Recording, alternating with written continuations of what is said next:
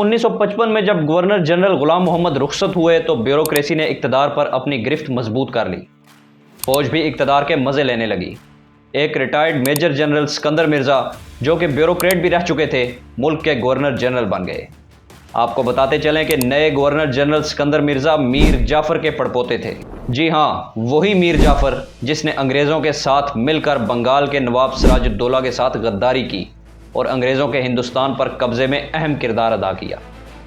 वतन अज़ीज़ की बदकिस्मती देखिए कि हिंदुस्तान की तारीख़ के सबसे बड़े गद्दार की औलाद को मुल्क का मुख्तार कुल बना दिया गया। अब अमली तौर पर इक़्तिदार फ़ौज और ब्यूरोक्रेसी के हाथ में आ चुका था।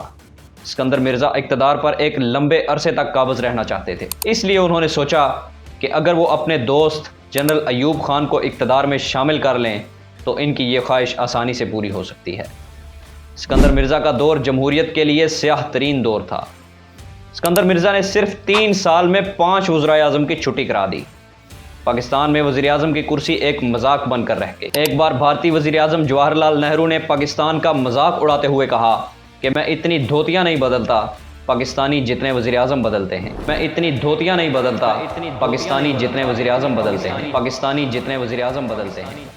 सिकंदर मिर्ज़ा ने सबसे पहले वज़ीर आज़म मोहम्मद अली बोगरा की छुट्टी कराई और इनकी जगह एक ब्यूरोक्रेट चौधरी मोहम्मद अली को वज़ीर आज़म बना दिया। चौधरी मोहम्मद अली ने अपने मुख्तसर दौर में अहम काम सर अंजाम दिया। उन्होंने पाकिस्तान का पहला 1956 का आइन मुकम्मल कर लिया। इस आइन के तहत पाकिस्तान पहली बार मुकम्मल तौर पर मलका बरतानिया के तसल्लुत से आज़ाद होकर एक आज़ाद और ख़ुद मुख्तार मुल्क बन गया और इसी आइन के तहत सिकंदर मिर्ज़ा गवर्नर जनरल से मुल्क के पहले सदर बन गए। सिकंदर मिर्ज़ा चौधरी मोहम्मद अली से भी जल्दी ही तंग आ गए और सिर्फ 1 साल बाद उन्होंने चौधरी मोहम्मद अली को हटाकर हुसैन शहीद सोहरवर्दी को वज़ीर आज़म बना दिया। हुसैन सोहरवर्दी ने वज़ीर आज़म बनते ही इख्तियारात अपने हाथ में लेने की कोशिश की तो सिकंदर मिर्ज़ा के कान खड़े हो गए। सिकंदर मिर्ज़ा ने हुसैन सोहरवर्दी से भी इस्तीफ़ा ले लिया। सोहरवर्दी के बाद इब्राहिम इस्माइल चंद्रीगर, जिन्हें आई चंद्रीगर भी कहा जाता है, वज़ीर आज़म बन गए। इस नए वज़ीर आज़म की मुद्दत सिर्फ 2 माह थी। सिर्फ 2 माह के बाद आई चंद्रीगर को भी घर भेज दिया गया। अब मलक फ़िरोज़ ख़ान नून मुल्क के नए वज़ीर आज़म बने। ये पहले वज़ीर आज़म थे जिनका ताल्लुक़ पंजाब से था। सिर्फ कायदे आज़म को छोड़कर इससे पहले बनने वाले तमाम वज़ीर आज़म और गवर्नर जनरल या तो मशरक़ी पाकिस्तान से थे या मुहाजिर थे। मलक फ़िरोज़ ख़ान नून ने यह कारनामा सर अंजाम दिया कि उन्होंने गवादर को पाकिस्तान में शामिल कर लिया। गवादर अंग्रेज़ दौर में सल्तनत ओमान को दे दिया गया था। मलक फ़िरोज़ ख़ान नून ने नवाब अकबर बुगटी की मदद से सल्तनत ओमान के साथ मामलात तय किए और $1 करोड़ की रकम अदा करके गवादर को पाकिस्तान का हिस्सा बना दिया। आइन बनने के बाद मुल्क में इलेक्शन का माहौल बनना शुरू हो गया। मुल्क और कौम के लिए ये अच्छी बात थी, लेकिन सिकंदर मिर्ज़ा और अयूब खान के लिए इलेक्शन का माहौल बन जाना एक ख़तरनाक बात थी। मिर्ज़ा और अयूब दोनों जानते थे कि अगर इलेक्शन से पहले उन्होंने कोई कदम ना उठाया तो इनके इक़्तिदार का सूरज हमेशा के लिए गुरूब हो जाएगा, क्योंकि अयूब खान की मुद्दत मुलाजमत ख़त्म होने वाली थी और सिकंदर मिर्ज़ा के करतूत ऐसे नहीं थे कि वो नई असम्बली से एतमाद का वोट हासिल कर सके। ऐसे में उन्होंने वही किया जो ऐसी सूरत हाल में डिक्टेटर्स किया करते हैं। 7 अक्टूबर 1958 को सिकंदर मिर्ज़ा ने हुकूमत को बरतरफ और आइन को मुअत्तल करके मुल्क में मार्शल लॉ नाफज करने का ऐलान कर दिया। यह एक तारीखी हकीकत है कि पाकिस्तान की हिस्ट्री का पहला मुल्क गिर मार्शल लॉ किसी हाज़िर सर्वस फौजी ने नहीं, बल्कि बंगाल से ताल्लुक़ रखने वाले एक ब्यूरोक्रेट सदर ने लगाया था। सिकंदर मिर्ज़ा ने अपने काबिल एतमाद साथी जनरल अयूब खान को चीफ मार्शल लॉ एडमिनिस्ट्रेटर मुकर्रर कर दिया। जनरल अयूब को अब तक अंदाज़ा हो चुका था कि सिकंदर मिर्ज़ा का इक़्तिदार उनकी ताकत के सहारे पर टिका हुआ है, इसलिए उन्होंने सिकंदर मिर्ज़ा से इक़्तिदार छीनने का इरादा कर दिया। अयूब खान ने सिकंदर मिर्ज़ा को अचानक ज़बरदस्ती इक़्तिदार से अलग करके लंदन भेज दिया। उन्होंने कौम से खिताब किया और अपने सदर होने का ऐलान कर दिया।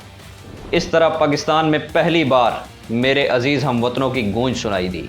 किस्मत की करनी देखिए कि जनरल अयूब को इतना पावरफुल बनाने वाले भी सिकंदर मिर्ज़ा ही थे, क्योंकि जब पाकिस्तान में अंग्रेज़ आर्मी चीफ़ की जगह मकामी आर्मी चीफ़ बनाने की बात हो रही थी तो उस वक्त सिकंदर मिर्ज़ा वज़ीर आज़म लियाकत अली ख़ान के सेक्रेटरी दिफा थे। सिकंदर मिर्ज़ा ने लियाकत अली ख़ान को इस बात पर कायल किया कि वो अयूब खान को जूनियर अफसर होते हुए भी प्रमोट करके आर्मी चीफ़ बनाएं।